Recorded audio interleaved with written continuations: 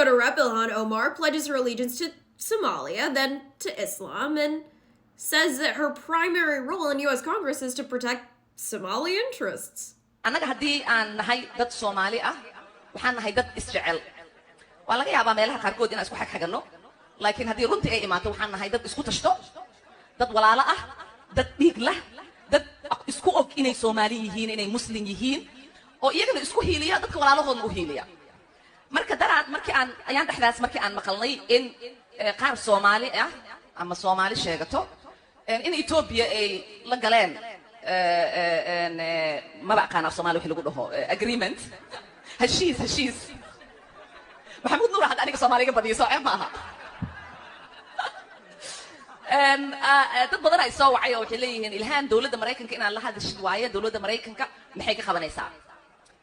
jawaabteedu waxay ahayd dawladda Mareykanka waxay ka qabanaysaa wixii anaga aan dhahno dawladda Mareykanka qabo waa kalsoonidaas in aan isku qabno anaga Soomaali hadii aan nahay wadankan anaga ku nool wadankan wadankii aan anaga tax ka dhiibno waaye waa wadankii gabar idinka dhalatayne ee Congress ka fadhiso intii aniga aan Congress joogo wadanka Soomaaliya biyaheeda dad kaleeta iyo badeeda dad kale ma qaadanayaan. Remember years ago when she petitioned for a judge to give a lenient sentence to 9 Americans who plotted to join ISIS? She's still in Congress.